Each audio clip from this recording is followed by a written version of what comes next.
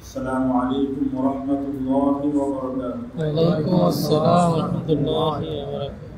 الحمد لله رب العالمين، والصلاة والسلام على سيد الأنبياء والمرسلين وعلى آله وصحبه أجمعين ومن تبعهم بإحسان إلى يوم الدين. أما بعد، فأعوذ بالله من الشيطان الرجيم. بسم الله الرحمن الرحيم. يا أيها الذين آمنوا اتقوا الله وقولوا قولا سديدا يصلح لكم أعمالكم ويغفر لكم ذنوبكم ومن يطع الله ورسوله فقد فاز فوزا عظيما. وقال تعالى: يا أيها الذين آمنوا اتقوا الله وكونوا مع الصادقين. وقال تعالى: يا أيها الذين آمنوا اتقوا الله ولتنظر نفس ما قدمت لغد واتقوا الله إن الله خبير بما تعملون. وقال رسول الله صلى الله عليه وسلم: لا يؤمن أحدكم حتى أكون أحب إليه من والده وولده والناس أجمعين. وقال عليه الصلاة والسلام: سبعة يظلهم الله في ظله يوم لا ظل إلا ظله، إمام عادل. وقال عليه الصلاة والسلام: اللهم إني أسألك علما نافعا ورزقا طيبا وعملا متقبلا. وقال عليه الصلاة والسلام: اللهم إني أعوذ بك من علم لا ينفع ومن قلب لا يخشع ومن نفس لا تشبع ومن دعوة لا يستجاب لها، أو كما قال عليه الصلاة والسلام. আলহামদুলিল্লাহ, আল্লাহ তাআলার শুকর, আল্লাহ তাআলার মেহেরবানি যে আল্লাহ তাআলা আমাদেরকে পবিত্র জুমার দিন জুমার নামাজ আদায় করার উদ্দেশ্যে জুমার দিনের যে সকল সুন্নত ও আদাব আছে এগুলো পালন করে আগে আগে মসজিদে হাজির হওয়ার তৌফিক দান করেছেন। আলহামদুলিল্লাহ। জুমার দিনের সকল সুন্নত ও আদাব পালন করে আগে আগে মসজিদে হাজির হওয়া, উপস্থিত হওয়া, এটা বহুত বড় সাআদাত, বহুত বড় সৌভাগ্যের বিষয়, বহুত বড় ফজিলত এবং বহুত বড় মর্যাদার বিষয়। মুস্তাদ আহমদের হাদিস 2 নম্বর খণ্ডের 209 নম্বর পৃষ্ঠা এবং হাদিসের সনদ সহিহ। রাসূল করিম সাল্লাল্লাহু আলাইহি ওয়াসাল্লাম ইরশাদ করেন: মান গাসসালা ওয়াগতাসালা ওয়াগাদা ওয়াবতাকারা ওয়াদানা ফাকতারাবা ওয়াসতামা'a ওয়ানসাত কানা লাহু বিকুল্লি খুতওয়াতিন ইয়াখতুহা আজরু কিয়ামি সানাতিন ওয়া সিয়ামিহা। আল্লাহ রাসূল সাল্লাল্লাহু আলাইহি ওয়াসাল্লাম বলেন, যে ব্যক্তি জুমার দিন গোসল করে, ভালোভাবে গোসল করে এবং আগে আগে মসজিদে চলে আসে, ইমামের যতদূর সম্ভব হয় ইমামের নিকটবর্তী হয়ে বসে এবং ইমাম যখন খুতবা শুরু করে মনোযোগ দিয়ে শ্রবণ করে এবং নীরব থাকে। আল্লাহ রাসূল বলেন, যে ব্যক্তি জুমার দিনে আমলগুলো করে সে যত কদম পায়ে হেঁটে মসজিদে আসে প্রত্যেক কদমের বিনিময়ে আল্লাহ তাআলা 1 বছর নফল রোজা এবং প্রত্যেক কদমের বিনিময়ে আল্লাহ তাআলা 1 বছর তাহাজ্জুদ করার সওয়াব আল্লাহ তাআলা তার আমলনামায় লিখে দেন। এজন্য আল্লাহ তাআলা আমাদেরকে জুমার দিন এই সকল সুন্নাত আদাব পালন করে আগে আগে হাজির হওয়ার তৌফিক দিয়েছেন। শুকর আদায় করি আলহামদুলিল্লাহ। আল্লাহুম্মা মা আসবাহা বি মিন নি'মা আও বিআহাদিন মিন খালকিক ফামিনকা ওয়াহদাকা লা শারীকা লাক ফালাকাল হামদু ওয়া লাকাশ শুকর। আজকে আমরা একটি গুরুত্বপূর্ণ বিষয় নিয়ে আলোচনা করব ইনশাআল্লাহ। বিষয়টি হলো, আমরা অবগত আছি বর্তমানে আমাদের সমাজে, আমাদের দেশে এবং আমাদের সমাজে একটা কথা আমরা খুব শুনতে পাচ্ছি, সেটা হলো সবাই এখন রাষ্ট্রের সংস্কার চায়, রাষ্ট্রের সংস্কার চায়, এরকম একটা কথা আমরা শুনতে পাচ্ছি। এবং রাষ্ট্রের সংস্কারের জন্য কি করা উচিত, কি পদক্ষেপ নেওয়া উচিত, কোন কোন জায়গায় কাজ করা উচিত, এগুলো নিয়েও বিশেষজ্ঞরা বিভিন্ন বিষয়ে পরামর্শ দিচ্ছেন, মতামত দিচ্ছেন। প্রত্যেকটা মতামত, প্রত্যেকটা পরামর্শই কোনো সন্দেহ নাই, সকলেই রাষ্ট্রের কল্যাণ চায়, রাষ্ট্রের সংস্কার চায়, কোনো সন্দেহ নাই। তা আজকে আমরা যেটা আলোচনা করবো ইনশাআল্লাহ, যে সমস্ত রাষ্ট্র এবং রাজত্বের মালিক যিনি আল্লাহ, উনি রাষ্ট্রের সংস্কারের জন্য উনি কি চান?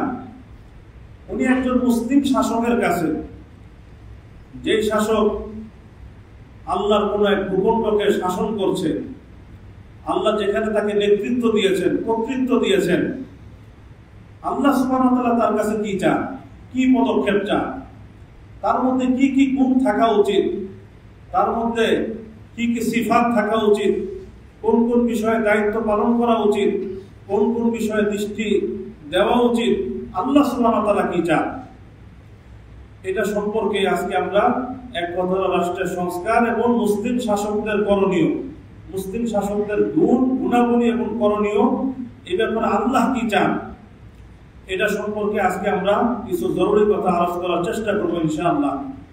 আমি সবার কাছে দোয়া চাই, আল্লাহ যেন সহি বলা এবং সহজভাবে বলার তৌফিক দান। প্রথম কথা হলো আল্লাহ তাআলা আমাদের হেদায়েতের জন্য, আমাদেরকে সঠিক পথ দেখানোর জন্য, আমাদেরকে সত্যের পথ দেখানোর জন্য, আমাদেরকে আলোর পথ দেখানোর জন্য আল্লাহ তাআলা কোরআনুল কারীমকে অবতীর্ণ করেছে।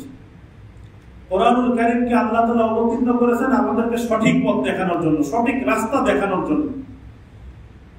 সমাজের মধ্যে যত শ্রেণীর মানুষ আছে, যত পেশার যত শ্রেণীর মানুষ আছে, সকলের জন্য আল্লাহ সুবহানাহু ওয়া তাআলা কোরআনুল কারীমে হেদায়েত দিয়ে দিয়েছে, দিক নির্দেশনা দিয়ে দিয়েছে, সকলের জন্য আল্লাহ দিয়ে দিয়েছে।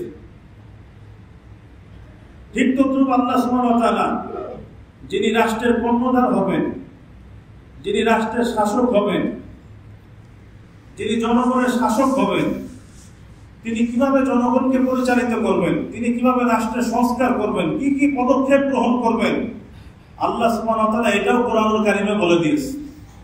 কোরআনুল কারীমে আল্লাহ এটাও বলে দিয়েছে। আমরা যদি কোরআনুল কারীম পড়ি, আমরা যদি কোরআনুল কারীমকে একটু বুঝে পড়ি, তাহলে দেখা যাবে আল্লাহ সুবহানাহু ওয়া তাআলা কত আয়াতের মধ্যে, কত জায়গায় আল্লাহ সুবহানাহু ওয়া তাআলা উল্লেখ করে দিয়েছে। এবং আল্লাহ তাআলা বিভিন্ন শ্রেণীর কথা উল্লেখ করেছে। পিতা মাতা কেমন হবে, সন্তান কেমন হবে, আল্লাহ সুবহানাহু ওয়া তাআলা উল্লেখ করে দিয়েছে। ব্যবসায়ী কেমন হবে, আইনজীবী কেমন হবে, আল্লাহ কোরআনুল কারীমে উল্লেখ করে দিয়েছে।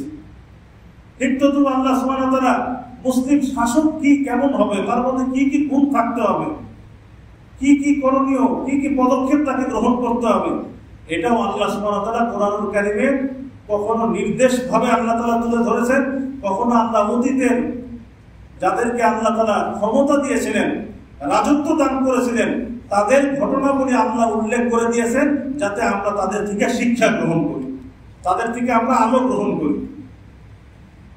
এই জন্য আজকে আমরা কোরআন থেকে এবং সুন্নাহ থেকেও একজন রাষ্ট্র পরিচালক যিনি হবেন, রাষ্ট্রের শাসক যিনি হবেন, উনি রাষ্ট্র সংস্কারে ওনার কি কি দায়িত্ব পালন করা উচিত, এটা সম্বন্ধে কিছু কথা জরুরি আলোচনা করার চেষ্টা করবো ইনশাআল্লাহ। এক নাম্বার, প্রথম, আল্লাহ সুবহানাহু ওয়া তাআলা প্রত্যেকটা মুসলিম শাসকের কাছে যেটা চান, প্রথম যে জিনিসটা আল্লাহ সুবহানাহু ওয়া তাআলা চান প্রত্যেকটা মুসলিম শাসকের কাছে, সেটা হলো প্রত্যেকটা মুসলিম শাসক যেন আল্লাহমুখী হয়ে যায়। কি হয়ে যায়? আল্লাহমুখী হয়ে যায়।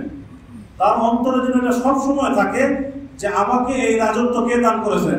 আল্লাহ দান করেছে। এবং সব সময় যেন সে সর্ববিষয়ে যেন সে আল্লাহর দিকে অভিমুখী থাকার চেষ্টা করে, এটা আল্লাহ সুবহানাহু ওয়া তাআলা চান। এখন তো মুসলিম শাসকদের হালাত এমন হয়ে গেছে, তারা আল্লাহ শব্দ উচ্চারণ করতে ভয় পায়, কোরআন শব্দ উল্লেখ করতে ভয় পায়, না জানি আবার বিশ্ব মরণা নারাজ হয়ে যায়, না জানি আবার সন্ত্রাসী উপাধি দিয়ে দেয়, গোরা এবং ধর্মান্ত উপাধি দিয়ে দেয়। এই ভয়ে তারা উল্লেখ করতে বড় ভয় পায়, আল্লাহর নাম উচ্চারণ করতে তাদের বুক কাঁপে। কিন্তু আল্লাহ সুবহানাহু ওয়া তাআলা প্রথমেই যেটা মুসলিম শাসকদের কাছে চান, সেটা হলো তারা সর্বাবস্থায় সর্বক্ষেত্রে যে কোনো পদক্ষেপ গ্রহণের ক্ষেত্রে সবার আগে আল্লাহর দিকে অভিমুখী হবে, সবার আগে আল্লাহর দিকে অভিমুখী হবে। কোরআনুল কারীম খুলে দেখি, আল্লাহ সুবহানাহু ওয়া তাআলা আমাদের সামনে দৃষ্টান্ত তুলে ধরেছেন। সূরাতুন নামল আয়াত নম্বর 16, 17, 18, 19 আল্লাহ সুবহানাহু ওয়া তাআলা হযরত সুলাইমান আলাইহিস সালাতু ওয়াস সালামের ঘটনা তুলে ধরেছেন। সুলাইমান আলাইহিস সালামকে আল্লাহ তাআলা যে রাজত্ব দান করেছিলেন, বর্তমানে এই রাজত্ব কারো নাই, কারো এই রাজত্ব নাই। আল্লাহ কোরআন কারিমে তুলে ধরেছেন যে কেমন তাকে রাজত্ব আমি দান করেছিলাম, তারপর কেমন উনি আল্লাহমুখী ছিলেন সেটাও আল্লাহ তুলে ধরেছেন। আল্লাহ ইরশাদ করছেন, ওয়ারিসা সুলাইমান দাউদ وقال يا ايها الناس علمنا منطق الطير واوتينا من كل شيء ان هذا لهو الفضل المبين وحشر لسليمان جنوده من الجن والانس والطير فهم يوزعون حتى اذا اتوا على وادي النمل قالت نملة يا ايها النمل ادخلوا مساكنكم لا يحطمنكم سليمان وجنوده وهم لا يشعرون فتبسم ضاحكا من قولها وقال رب أوزعني أن أشكر نعمتك التي أنعمت علي وعلى والدي وأن أعمل صالحا ترضاه وأدخلني برحمتك في عبادك الصالحين. الله বলছেন ওয়ারিসা সুলাইমান দাউদ, দাউদ আলাইহিস সালামকে আল্লাহ তাআলা বাদশাহী দান করেছিলেন। দাউদ আলাইহিস সালামের পরে আল্লাহ সুবহানাহু ওয়া তাআলা তার পুত্র সুলাইমান আলাইহিস সালামকে আল্লাহ তাআলা রাজত্ব দান করেছেন। আল্লাহ বলছেন সুলাইমান দাউদের ওয়ারিস হলো। وقال يا ايها الناس علمنا منطق الطير সুলাইমান আলাইহিস সালাম বললেন, হে মানবজাতি, হে লোক সকল, علمنا منطق الطير, মানুষের ভাষা তো আমরা বুঝি, সাথে সাথে আল্লাহ আমাদেরকে পাখির ভাষার বুঝও আল্লাহ আমাদেরকে দান করেছে। পাখি যে কথা বলে, কি বলে, সেটাও আল্লাহ আমাকে দান করেছে। ওউতিনা মিন কুল্লি শাই, আল্লাহ আমাকে সব কিছু দান করেছে, সব যোগ্যতা দান করেছেন। ইন্না হাযা লাহুল ফাদলুল মুবিন, নিশ্চয় এটা হলো আল্লাহর স্পষ্ট অনুগ্রহ। সুলাইমান আলাইহিস সালাম বলছেন এটা আল্লাহর স্পষ্ট অনুগ্রহ। ওয়া হুশিরা লিসুলাইমান জুনুদুহু মিনাল জিন্নি ওয়াল ইনসি ওয়াত তাইরি ফাহুম ইউযাউন। আল্লাহ বলছেন সুলাইমানের জন্য তার বাহিনীকে একত্রিত করা হলো, তার সকল বাহিনীকে একত্রিত করা হলো। সেই বাহিনীর মধ্যে জিনও ছিল, ইনসানও ছিল, এমনকি সমস্ত পক্ষীকুল ছিল। ফাহুম ইউযাউন, তাদেরকে বিন্যস্ত করা হলো। তো সুলাইমান আলাইহিস সালামের রাজত্ব এবং বাহিনীর মধ্যে শুধু মানুষ ছিল না, জিনও ছিল। এখন কোন শাসক আছে জিনদের উপর রাজত্ব করে, জিনদেরকে হুকুম করে, এরকম কোন শাসক আছে কিনা দুনিয়াতে আমার জানা নাই। কিন্তু সুলাইমান আলাইহিস সালাম মানুষকে তো হুকুম করতেনি, জিনদেরকে উনি পরিচালনা করতেন। অত্যাই ফাহুম ইউযাউন, পক্ষীকুলকে উনি পরিচালিত করতেন। তাদেরকে বিন্যস্ত করা হলো, উনি রওনা হলেন। حتى إذا أتوا على وادي النمل قالت نملة يا أيها النمل ادخلوا مساكنكم لا يحطمنكم سليمان وجنوده وهم لا يشعرون. সুলাইমান আলাইহিস সালাম তার বাহিনী নিয়ে রওনা হলেন, বিশাল বাহিনী নিয়ে রওনা হলেন। হঠাৎ সামনে পিঁপড়ার উপত্যকা, পিপিলিকার উপত্যকার কাছে উনি আসলেন। তখন পিঁপড়ার দলের মধ্যে যে প্রধান ছিল সে বলে উঠল, ইয়া আইয়ুহান নামলু উদখুলু মাসাকিনাকুম, হে পিঁপড়া গোষ্ঠী, তোমরা তোমাদের গর্তে ঢুকে যাও, ঘরের মধ্যে ঢুকে যাও। লা ইয়াহতিমান্নাকুম সুলাইমান ওয়া জুনুদ ওয়া হুম লা ইয়াশউরুন, সুলাইমান এবং তার বাহিনী যেন অজ্ঞাতসারে তোমাদেরকে পিষে না ফেলে। এই কথা যে বলেছে পিঁপড়া, হযরত সুলাইমান আলাইহিস সালাম প্রাণীর ভাষা বুঝতেন, পাখির ভাষাও বুঝতেন, উনি শুনে বুঝে ফেলেছেন। ফাতাবাসসামা দাহিকান মিন কাওলিহা, উনি এই কথা শুনে মুচকি হাসলেন, মুচকি হাসলেন। তো কত বড় আল্লাহ তাকে জ্ঞান, যোগ্যতা এবং রাজত্ব দান করেছিলেন। তারপর ওনার অভিব্যক্তি কি ছিল আল্লাহ বলছেন, ফাতাবাসসামা দাহিকান মিন কাওলিহা, উনি মুচকি হাসলেন আর বললেন, রব্বি আউজি'নি আন আশকুরা নি'মাতাকা আল্লাতী আন'আমতা আলাইয়া ওয়া আলা ওয়ালিদাই ওয়া আন আ'মালা সালিহান তারদাহ ওয়া আদখিলনি বিরাহমাতিকা ফি ইবাদিকাস সালিহিন।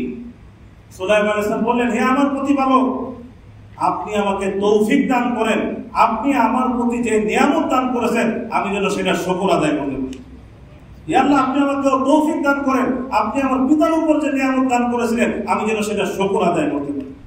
ইয়া আল্লাহ, আপনি আমাকে এমন আমল করার তৌফিক দান করেন তারপর যেটার প্রতি আপনি খুশি হয়ে যাবেন। ওয়া আদখিলনি বিরাহমাতিকা ফি ইবাদিকাস সালিহিন, আর আপনি নিজ অনুগ্রহে আমাকে আপনার নেক বান্দাদের মধ্যে অন্তর্ভুক্ত করে নেন। তো আল্লাহ সুবহানাহু ওয়া তাআলা এই আয়াতগুলির মধ্যে সুলাইমান আলাইহিস সালামের ক্ষমতা, রাজত্ব কেমন ছিল সেটাও আল্লাহ তাআলা তুলে ধরেছেন, এবং সাথে সাথে উনি কেমন আল্লাহমুখী ছিলেন সেটাও আল্লাহ তাআলা তুলে ধরেছেন। এটার মাধ্যমে বিশ্বের সমস্ত মুসলিম শাসকদের কাছে আল্লাহ বার্তা দিয়েছেন, তুমি আর কতটুকু ক্ষমতা পেয়েছো, কতটুকু রাজত্ব তুমি পেয়েছো? তুমি তো সুলাইমানের ধারে কাছেও নাই, কিন্তু তারপরে উনি কিভাবে আল্লাহ মুখে ছিল, আল্লাহর শুকর আদায় করতো। সুতরাং তুমিও সর্বাবস্থায় আল্লাহ মুখে থাকার চেষ্টা, আল্লাহর দিকে অভিমুখে থাকার চেষ্টা। কোরআনুল কারীমে আল্লাহ সূরা সাদের 30 নম্বর আয়াতে সুলাইমান আলাইহিস সালাম প্রশংসা করে বলেছেন, নি'মাল আবদু ইন্নাহু আওয়াব। সুলাইমান আমার কতই না উত্তম বান্দা, ইন্নাহু আওয়াব, নিশ্চয় সে অত্যন্ত আমার দিকে অভিমুখী, অত্যন্ত আমার দিকে অভিমুখী। এই জন্য 1 নম্বর মুসলিম শাসকদের যেটা দায়িত্ব করণীয়, সে সর্বাবস্থায় রাষ্ট্র পরিচালনার ক্ষেত্রে সে আল্লাহর দিকে অভিমুখী থাকার চেষ্টা করে, আল্লাহর শুকর আদায় করতে থাকবে, আল্লাহর কাছে সাহায্য চাইতে থাকে। আল্লাহ আমাদের সমস্ত মুসলিম শাসকরা যেন আল্লাহমুখী হতে পারে, আখিরাতমুখী হতে পারে, আল্লাহ সবাইকে তৌফিক দান করেন। দ্বিতীয় করণীয়, মুসলিম শাসকদের দ্বিতীয় করণীয়, দ্বিতীয় কাজ হলো এই, সেটা হলো সমাজের মধ্যে এবং রাষ্ট্রের মধ্যে ইনসাফ প্রতিষ্ঠা করা। ইনসাফ, ন্যায় বিচার প্রতিষ্ঠা করা, ন্যায় বিচার প্রতিষ্ঠা করা। এই যে এখন আন্দোলন হচ্ছে বৈষম্য বিরোধী আন্দোলন, বৈষম্য বিরোধী আন্দোলন। মুসলিম শাসকদের একটা দায়িত্ব, সমস্ত বৈষম্যকে সে দূর করবে, সাম্যকে সে প্রতিষ্ঠা করবে, ইনসাফকে সে প্রতিষ্ঠা করবে।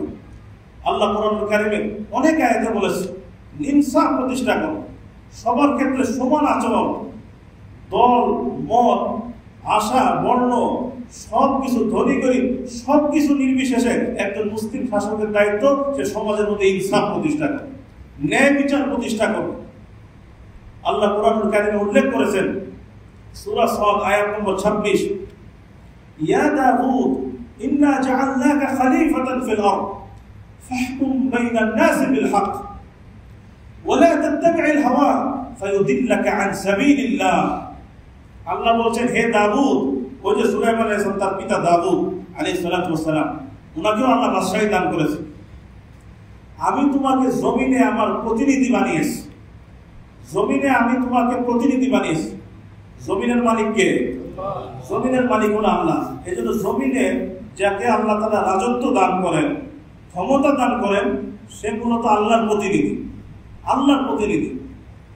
তো আল্লাহ বলছেন, আমি তোমাকে জমিনে প্রতিনিধি বানিয়েছি। ফাহকুম বাইনান নাসি বিল হক, সুতরাং তোমার কাজ হলো মানুষের মধ্যে ইনসাফের সাথে ফয়সালা, ইনসাফ প্রতিষ্ঠা, ন্যায় বিচার প্রতিষ্ঠা করবা। ওয়ালা তাত্তাবি'ল হাওয়া, নিজের প্রবৃত্তির অনুসরণ করো না, মন যা চায় তাই করো না। ফায়ুদিল্লাকা আন সাবিলিল্লাহ, তবে প্রবৃত্তি তোমাকে আল্লাহর পথ থেকে বিচ্যুত করে দেবে। ইন্নাল্লাযীনা ইয়াদিল্লুনা আন সাবিলিল্লাহ লাহুম আযাবুন শাদীদুন বিমা নাসু ইয়াওমাল হিসাব। আর যারা আল্লাহর পথ থেকে বিচ্যুত হবে তাদের জন্য থাকবে কঠিন শাস্তি, যেহেতু তারা হিসাবের দিককে ভুলে গিয়েছে। ইনসাফ প্রতিষ্ঠা করা।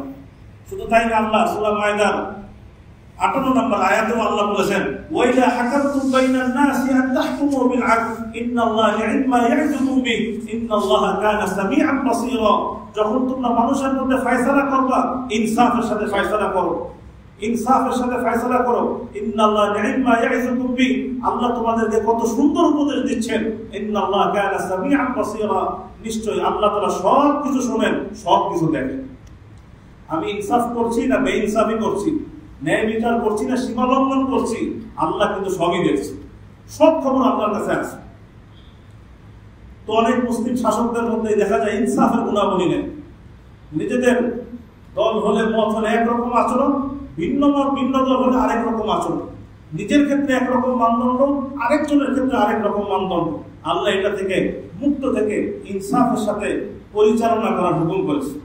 আল্লাহ প্রত্যেকটা মুসলিম শাসকের ইনসাফ প্রতিষ্ঠা করতে পারে, সব ধরনের জুলুম এবং সীমা লঙ্ঘন থেকে বাঁচতে পারে। আল্লাহ সবাইকে তৌফিক দান। তৃতীয়,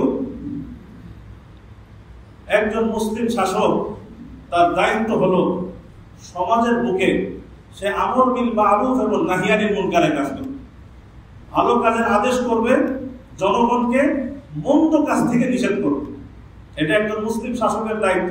কি কি ভালো কাজ আছে এটাকে সমাজে সে ছড়ানোর চেষ্টা করবে, এটাকে প্রচার করার চেষ্টা করবে, এটার দিকে মানুষকে উদ্বুদ্ধ করবে। আর যা কিছু মন্দ সেটা থেকে মানুষকে বারণ করবে, সেটাকে সমাজ থেকে রাষ্ট্র থেকে বিলুপ্ত করার চেষ্টা করবে। এটা মুসলিম শাসকের দায়িত্ব।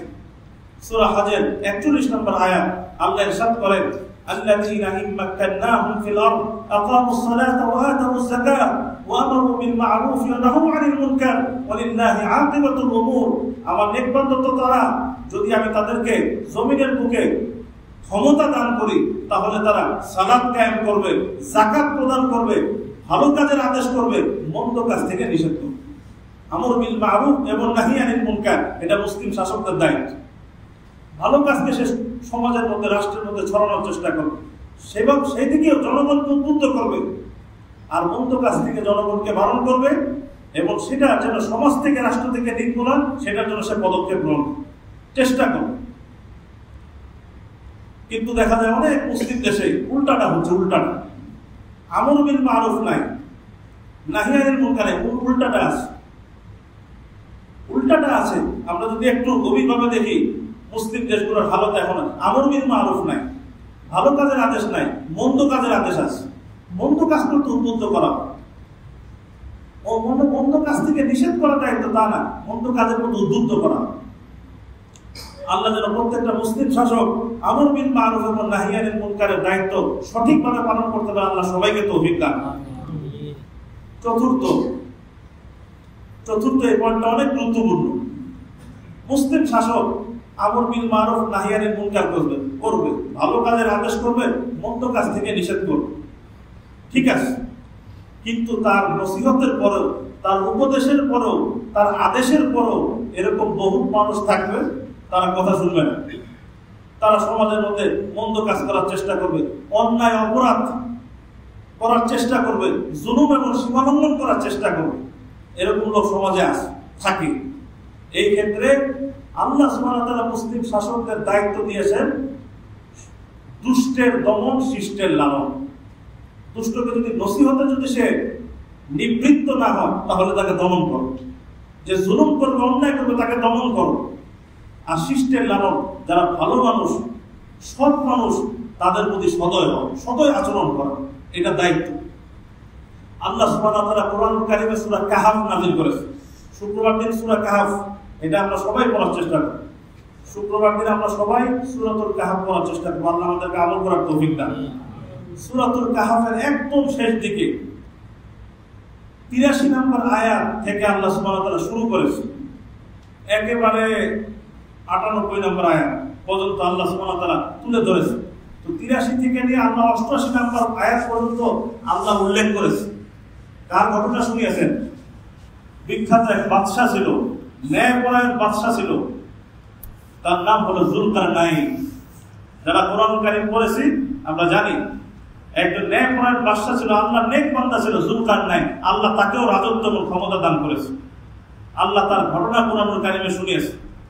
ওয়ায়াসআলুনাকা আন যিলকারনাইন কুল সাআতলু আলাইকুম মিনহু যিকরা ইন্না মাক্কান্না লাহু ফিল আরদ ওয়া আতাইনাহু মিন কুল্লি শাইইন সাবাবা ফাআতবা'a সাবাবা হাত্তা ইযা বালাগা মাগরিব আশ-শামস ওয়াজাদাহা তাগরুবু ফি আইনিন হামিয়াতিন ওয়া ওয়াজাদা ইনদাহা কওমা قلنا يا ذا القرنين إما أن تعذب وإما أن تتخذ فيهم حسنا قال أما من ظلم فسوف نعذبه ثم يرد إلى ربي فيعذبه عذابا نكرا وأما من آمن وعمل صالحا فله جزاء الحسنى وسنقول له من أمرنا يسرا الله বলছেন ويسألونك عن ذي القرنين তারা আপনাকে যুলকারনাইন সম্পর্কে জিজ্ঞাসা করে, তার সম্পর্কে জানতে চায়। কুল সাআতলু আলাইকুম মিনহু যিকরা, আপনি বলে দিন আমি অবশ্যই তোমাদের সামনে যুলকারনাইনের কিছু ঘটনা তুলে ধরব।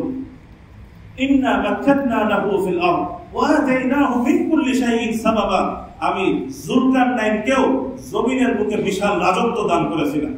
ওয়া আতাইনাহু মিন কুল্লি শাইইন সাবাবা, সব ধরনের উপকরণ দিয়ে আমি তাকে দান করেছিলাম। ফাআতবা'a সাবাবা, সে পথ চলা শুরু করলো।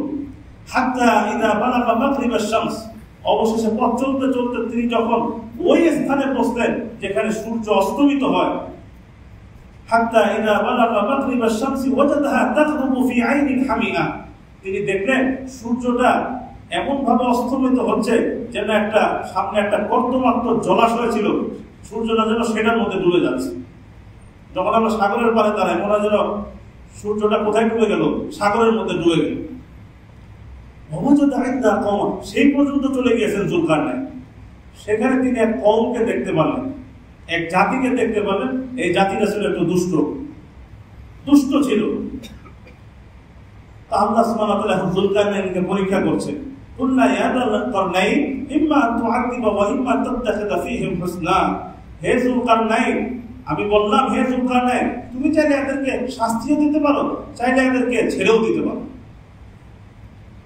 তো যুলকারনাইন কি উত্তর দিলেন? আম্মা মান যালাম ফাসাউফা নুআযিবুহু সুম্মা ইউরাদ্দু ইলা রাব্বি ফায়ুআযিবু আযাবান নুকরা। যুলকারনাইন উত্তর দিলেন, যারা জুলুম করবে, অন্যায় করবে, আমি অবশ্যই তাদেরকে শাস্তি দেব।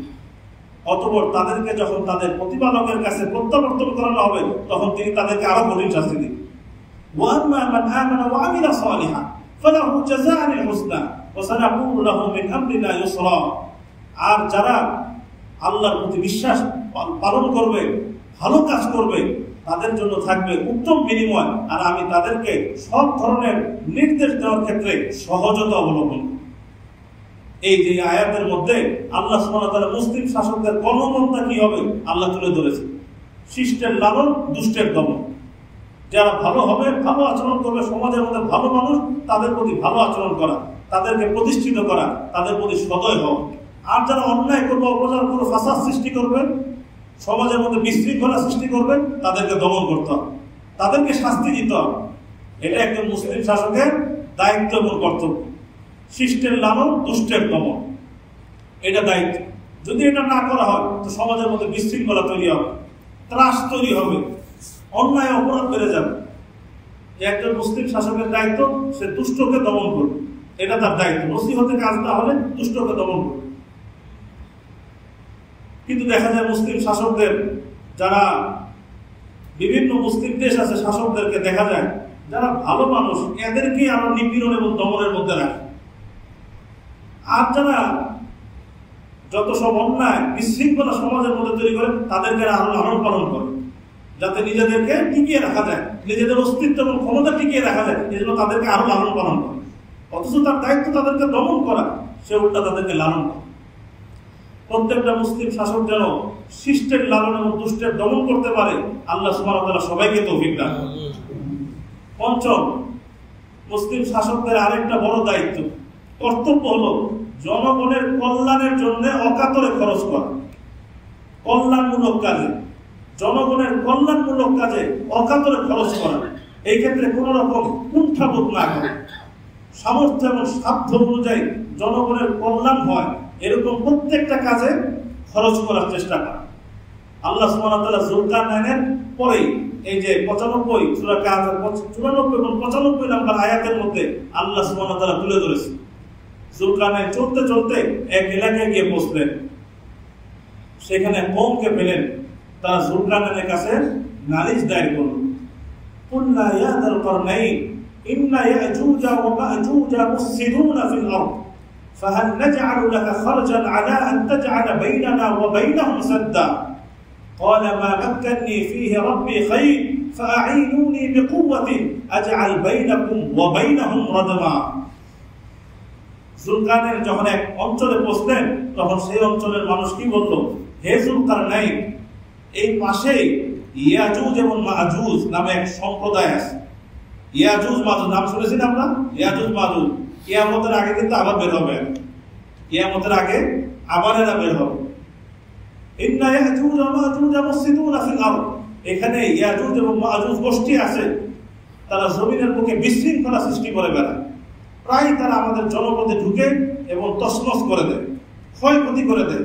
ফাহাল নাজআলু লাকা খারজা আলা আন তাজআলা বাইনানা ওয়া বাইনাহুম সাদ্দা, আমরা আপনাকে কিছু কর দেই, বিনিময়ে আপনি আমাদের মাঝে এবং তাদের মাঝে একটা প্রাচীর পয়দা করে দেন, একটা প্রাচীর তৈরি করে দেন। তো যুলকারনাইন কি উত্তর দিলেন? ক্বালা মা মাক্কানি ফীহি রাব্বি খায়র, আল্লাহ আমাকে যা দান করেছেন এটা অনেক উত্তম, তোমাদের এই করের আমার দরকার নাই। ফাআইনুনি বিকুওয়া, তোমরা শ্রম দিয়ে আমাকে সাহায্য করো। আজআল বাইনাকুম ওয়া বাইনাহুম রাদমা, আমি তোমাদের মাঝে এবং তাদের মাঝে একটা মহা প্রাচীর সৃষ্টি করে দিই, তৈরি করে দিই। তো হযরত যুলকারনাইন সেখানে একটা প্রাচীর তৈরি করে দিলেন। বিপুল অর্থ খরচ করে এবং তারা শ্রম দিল, উনি অর্থ দিলেন, সেখানে একটা প্রাচীর তৈরি করে দিলেন যাতে এই লোকগুলো, এই মানুষগুলোর ইয়াজুজ মাজুজ যেন তাদের ক্ষতি করতে না। এখান থেকে শিক্ষা পাওয়া যায়, এখান থেকে শিক্ষা পাওয়া যায় প্রত্যেকটা মুসলিম শাসকের দায়িত্ব সে জনগণের কল্যাণ হয়, ভালো হয়, এরকম প্রত্যেকটা কাজে সে অকাতরে খরচ করার চেষ্টা করে, কল্যাণ হয়, ভালো হয়। আল্লাহ প্রত্যেকটা মুসলিম শাসক যেন জনগণের জন্য কাজ করতে পারে, আল্লাহ সবাইকে তৌফিক দান। সপ্তম, এটা অনেক গুরুত্বপূর্ণ পয়েন্ট। সপ্তম, মুসলিম শাসকের আরেকটা বড় কাজ হলো সে যদি জনগণের কোনো খেদমত করে, কোনো সেবা সে দেয়, সেবা দেওয়ার পরে সে নিজের কৃতিত্ব বাহাদুরি জাহির করবে না, বরং সে আল্লাহর প্রতি কৃতজ্ঞ হবে, আল্লাহর শুকর আদায় করবে যে আল্লাহ আপনি আমাকে তৌফিক দান করেছেন, আপনি আমার প্রতি অনুগ্রহ করেছেন, বিদায় আমি তাদের এই সেবাটা করতে পেরেছি। এই যে যুলকারনাইন এত বড় এক প্রাচীর তৈরি করে দিল, এরপরেই আছে ৯৮ নম্বর আয়াতে, যখন প্রাচীর নির্মাণ শেষ, মানুষ যখন ইয়াজুজ মানুষ থেকে নিরাপদ হয়ে গেল, তো যুলকারনাইন কি বললেন? হাদা রাহমাতুন মির রাব্বি, হাদা রাহমাতুন মির রাব্বি, ফাইদা জাআ ওয়া'দু রাব্বি জা'লাহু দাক্কা ওয়া কানা ওয়া'দু রাব্বি হাক্কা। যুলকারনাইন বলল, হাদা রাহমাতুন মির রাব্বি, এই যে বিশাল প্রাচীর আমি তৈরি করলাম দেখতে পাচ্ছ, এটা আমার প্রতিপালকের রহমত এবং দয়া, এটা আমার প্রতিপালকের রহমত এবং দয়া। যখন আমার প্রতিপালকের ওয়াদা আসবে তখন তিনি এটাকে আবার চূর্ণ বিচূর্ণ করে দিবেন, আর আমার প্রতিপালকের যে প্রতিশ্রুতি দেন সেটা তো সত্য হবে, সত্য হবে। এত বড় প্রাচীর তৈরি করার পরও যুলকারনাইন বলছেন হাদা রাহমাতুন মির রাব্বি, এটা আমার রবের রহমত, দয়া। উনি নিজের কৃতিত্ব জাহির করেন, দেখো আমি কি করে দিলাম তোমাদের, দেখো তোমাদের জন্য কত বড় একটা কাজ করে দিলাম।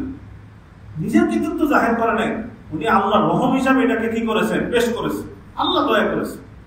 এই জন্য মুসলিম শাসকদের দায়িত্ব, তারা যদি কোনো সেবা দিতে পারে, কোনো একটা ভালো উপহার জনগণকে দিতে পারে, তাহলে নিজেদের কৃতিত্ব জাহির করবে না, বরং আল্লাহর প্রশংসা করবে যে আল্লাহ তৌফিক দিয়েছে, এই জন্য করতে পেরেছে। কিন্তু দেখা যাবে যে শুরুতে বললাম, মুসলিম শাসকরা এখন আল্লাহর নাম নিতেই ভয় পায়, আল্লাহর নাম তারা উচ্চারণ করতে তাদের কুণ্ঠাবোধ হয়। কোনো একটা যদি করে ফেলে তাহলে তখন নিজেদের কথাই জাহির করতে থাকে, আমরা এই করেছি, এই করেছি, এই করেছি বলতে থাকে। আল্লাহ তাআলা যে তৌফিক দিয়েছেন সেই কথা বলার সুযোগ হয়।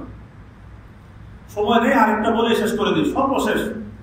একজন মুসলিম শাসকের দায়িত্ব এবং কর্তব্য হলো এই, জনগণের যে সম্পদ আছে, রাষ্ট্রীয় যে সম্পদ আছে, জাতীয় যে সম্পদ আছে, এটার যথাযথ রক্ষণাবেক্ষণ করা।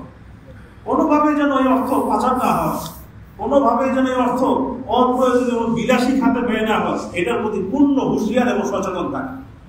সূরা ইউসুফ ৫৫ নম্বর আয়াত, ইউসুফ আলাইহিস সালাতু ওয়াস সালাম বলছেন যে আন্নী আলা খাযাইনিল আরদ, আমাকে দেশের অর্থ সম্পাদন, অর্থ পরিচালনার দায়িত্ব আমাকে দান করুন। ইন্নী হাফিজুন আলিম, ইন্নী হাফিজুন আলিম, নিশ্চয় আমি রক্ষণাবেক্ষণকারী, আলিম এবং বিজ্ঞ। ইউসুফ আলাইহিস সালাম নিজের ব্যাপারে কি বলেছেন? হাফিজ, আমি রক্ষণাবেক্ষণকারী, আমি জাতীয় সম্পদ কেমনে হেফাজত করতে হয়, রক্ষণাবেক্ষণ করতে হয়, এটা আমি জানি এবং সেটা আমি করি এবং পারি, এবং এ ব্যাপারে আমি বিজ্ঞ এবং যোগ্য। এখান থেকে মুসলিম শাসকদের আরেকটা দায়িত্ব পাওয়া যায়, জাতীয় সম্পদকে তারা রক্ষণাবেক্ষণ করবে, হেফাজত করবে, এটা যেন পাচার না হয়, অপ্রয়োজনীয় খাতে ব্যয় না হয়, বিলাসী খাতে ব্যয় না হয়, এটার ব্যাপারে তারা হেফাজতের দায়িত্ব।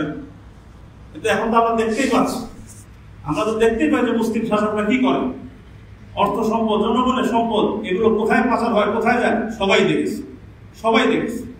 তো যাই হোক, মুসলিম শাসকদের যে সকল করণীয় সম্পর্কে বলা হলো, যে সকল গুণ সম্পর্কে বলা হলো, আমাদের প্রত্যেকটা মুসলিম দেশে প্রত্যেকটা শাসক যেমন এমন হতে পারে, কোরআনে বর্ণিত এই জিম্মাদারি দায়িত্বগুলো পালন করতে পারে, আমরা সবাইকে তৌফিক দান। ওয়া আখিরু দাওয়ানা আলহামদুলিল্লাহি রাব্বিল আলামিন। যারা সুন্নাত পড়তে পারেনি